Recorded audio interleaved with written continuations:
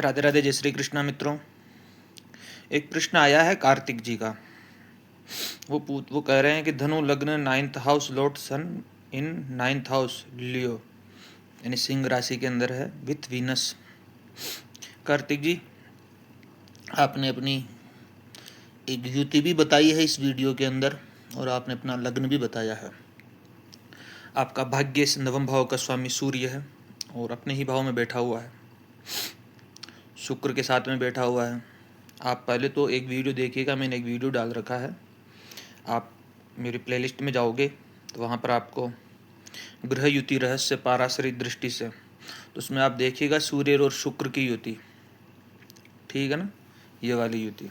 इसमें आप देख सकते हैं जो ग्रह युति रहस्य है, इसमें आप पाराशरिक दृष्टि से देख सकते हैं। एक तो उस वीडियो को अवश्य देखिएगा, क्योंकि युति का मैं प्रभाव यहाँ पे बताऊँगा तो वीडियो बहुत बड़ा हो जाएगा। अब आपके जो प्रश्न है इस पर बात करते हैं। आपने पूछा है जन्म कुंड, आपकी धनु लग्न बताया आपने, और सूर्य और शुक्र नवम भाव के अंदर बैठे हुए हैं, तो इसका थोड़ा समझिएगा। यह युति बहुत भाग्यशाली बनाती है। पहली बात तो क्यों बनाती है, क्योंकि नवमेश नवम भाव में बैठा हुआ है। यो यो भाव स्वामी युक्तो दृष्टो व तस्यास्ति वृद्धि, ये ज्योतिष का नियम है। जिस भाव में जिस भाव का स्वामी यदि उसी भाव में बैठा हुआ है, भावेश, कोई भी भाव अपने भावेश से संयुक्त हो तो वह भाव की वृद्धि करता है। तो नवम भाव है, भाग्य है, इसलिए बहुत भाग्यशाली योग बना रहा है। नवम भाव से हम क्या विचार करते हैं? धर्म है, गुरु है, उच्च शिक्षा, सौभाग्य है। जब सूर्य अपने ही भाव में बैठे रहेंगे तो भाग्य को बहुत मजबूत करेंगे। आपके जीवन में ऐसे बहुत से अवसर आएंगे जिसमें आपको सफलता मिल सकती है। आपके अपने जीवन में आपके पिताजी का, गुरुजी का बहुत ज़्यादा प्रभाव रह सकता है। पिता भी प्रभावशाली हो सकते हैं, या फिर ऐसा कहूँ कि गुरु या वरिष्ठ जन, बुजुर्ग जो भी है, उन सब का सहयोग आपको मिलता रहेगा और समाज में सम्मान मिलने की संभावनाएं भी बढ़ जाती है यहाँ पे, क्योंकि सूर्य बैठा हुआ अपने भाव में। आपने कहा शुक्र के साथ में है विथ वीनस, जो आपने कमेंट के माध्यम से मुझे बताया है। क्या कहा है? हाँ, विथ वीनस। तो शुक्र को समझो पहले। सूर्य और शुक्र की युति क्या करती है वैसे?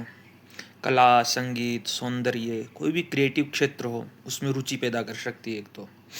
और एक विदेशी नवम भाव में बन रही है यह युति, तो विदेश यात्रा, विदेश से लाभ, जीवन में सुख सुविधाएं बढ़ने की संभावनाएं व्यक्त होती है।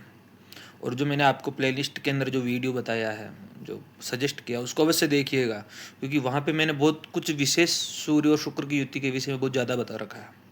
तो वहाँ पे आप देखोगे तो बहुत कुछ समझने को मिलेगा, क्योंकि सूर्य और शुक्र शत्रु ग्रह है दोनों, इसलिए कभी कभी अहंकार आ सकता है संबंधों में। तो ये थोड़ी आपके जो भी प्रेम संबंध रहे, चाहे वैवाहिक संबंध रहे, उनमें थोड़ी मतभेद होने की संभावनाएं भी निकल करके आती है। पत्नी में अहंकार हो सकता है, पत्नी अहंकारी स्वभाव की हो सकती है, बहुत प्रभावशाली हो सकती है, क्योंकि शुक्र पत्नी है, सूर्य राजसी प्रवृत्ति का ग्रह है। तो आप उस युति के वीडियो को देखोगे तो मैंने वहाँ और भी अद्भुत तरीके से बता रखा है, तो आप उस वीडियो को वैसे देखिएगा।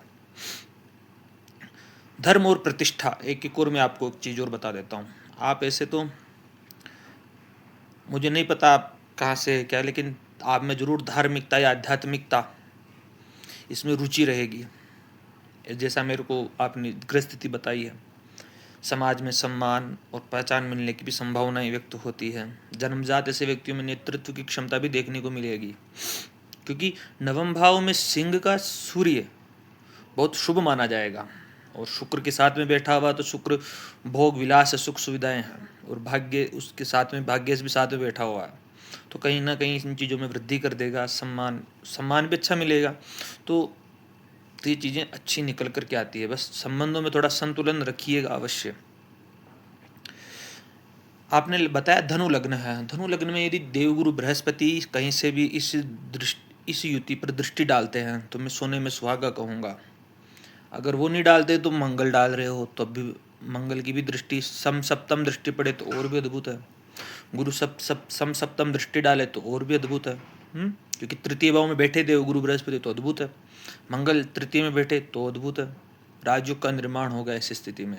केंद्र त्रिकोणों का संबंध होगा। केंद्र त्रिकोण पतय संबंधेन परस्परम इतरैहि अप्रसक्ता से विशेष फलदायका। यदि ऐसी स्थिति बनती है तो मैं कहूँगा आपने पूरी जन्म स्थिति नहीं बताई है, कुछ ही चीज़ बताई, तो मैं कुछ ही चीज़ों के आधार पर आपको समझा रहा हूँ। तो लग्न में गुरु बैठे तो पंचमहापुरुष योग बनाने में सार्थक होगा हंस महायोग, और इस युति पर दृष्टि पड़ेगी, अद्भुत स्थिति निकल के आएगी। तृतीय भाव में बैठे अद्भुत स्थिति आएगी, पंचम भाव में बैठे तब भी अद्भुत स्थिति आएगी। तो गुरु को अवश्य देखिएगा कि मेरा गुरु कहाँ है।